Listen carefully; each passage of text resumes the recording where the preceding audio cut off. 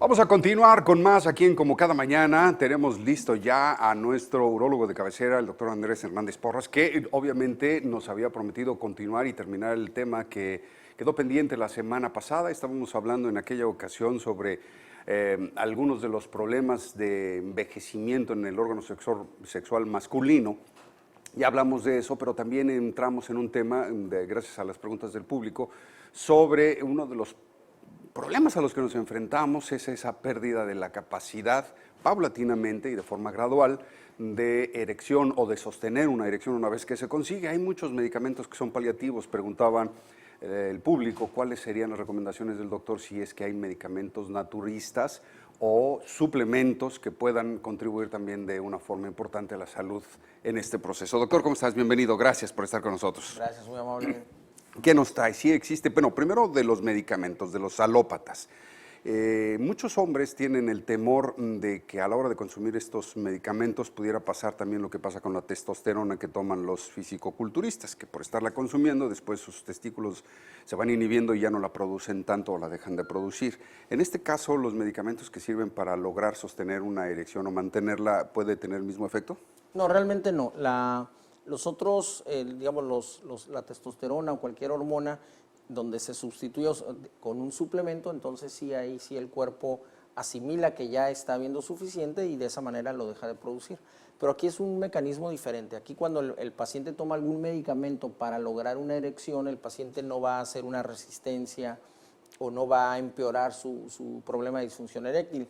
Aquí lo que sucede muchas veces y que los pacientes dicen es que yo me acostumbré al medicamento, es de que cuando toman el medicamento, aunque no lo necesiten, van a tener una erección mejor. O sea, aquí la situación es, el medicamento promueve la llegada de sangre al pene. Entonces, si ellos tienen una rigidez normal, van a tener una rigidez mayor de lo normal. Entonces piensan que como hay más capacidad del pene para recibir sangre, entonces les hace falta más erección.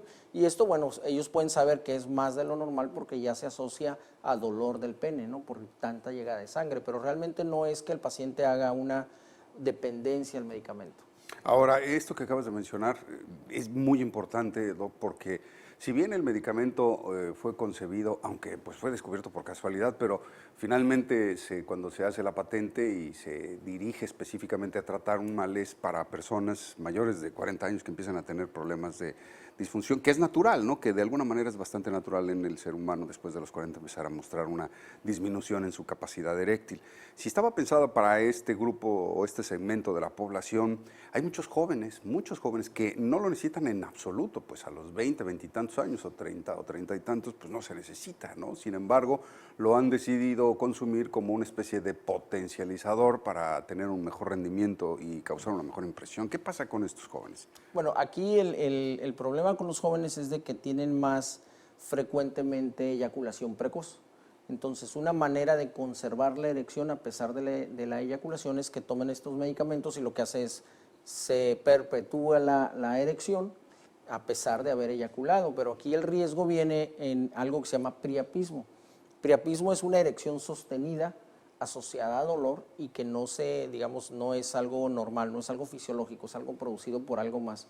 Generalmente, bueno, puede ser alguna enfermedad, como alguna leucemia, alguna otra cuestión, pero también puede ser los medicamentos. Entonces, el riesgo en los jóvenes para utilizar eso es ese, que hagan un priapismo.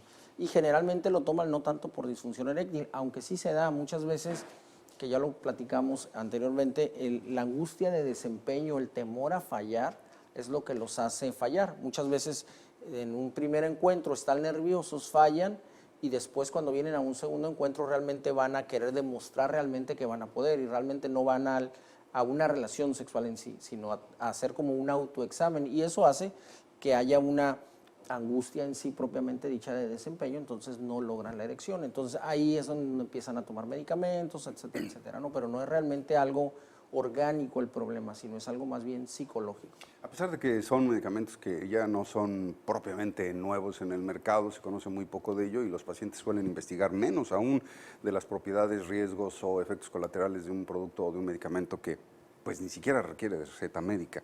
Doctor, ¿qué pasa con esta creencia de que finalmente el medicamento no tiene la capacidad de generar per se una erección, sino más bien una vez que ésta se presenta con un estímulo natural en el ser humano, o en el hombre en este caso, pueda sostenerla, pero no es que la genere. Sí, ¿Sí pasa así? sí, lo que pasa es de que aquí el medicamento lo que hace es producir una sustancia que se libera en función de un deseo sexual. Entonces el paciente se toma el medicamento y si no hay un estímulo sexual, por ejemplo, si el paciente se queda trabajando, se queda distraído en alguna otra situación, bueno, no va a tener una erección, no va a tener una erección producida en sí por el medicamento. Tiene que tener digamos, el condimento o el estímulo sexual para lograrse la erección. Ahora, eso no quiere decir que el medicamento no esté haciendo efecto. El medicamento produce vasodilatación. Eso quiere decir que abre las arterias de todas maneras. Entonces, abre las arterias y puede dar efectos secundarios como es que baje la presión. En ocasiones hay pacientes que toman ya algún medicamento para la presión y si no saben que pueden tener más, digamos, una disminución más pronunciada de la presión con el otro medicamento, bueno, entonces puede venir alguna complicación. Entonces es muy importante que el paciente sepa definitivamente cuál es el efecto secundario, pero también definitivamente, y en base a la pregunta que haces, no es un medicamento que va a propiciar una erección por sí mismo, sí necesita de un estímulo sexual. ¿Qué pasa cuando el efecto disminuye? ¿Es gradual, paulatino, cuando va desapareciendo el efecto o puede causar una arritmia? Porque pues obviamente una vez que se dejan de dilatar los vasos, pues puede empezar un aumento en la presión arterial. ¿Qué pasa con los hipertensos? No hay un efecto de rebote en sí. O sea, lo único que hace es, si el hipertenso está tomando su medicamento, el medicamento sigue su curso, sigue su efecto, el medicamento de la presión.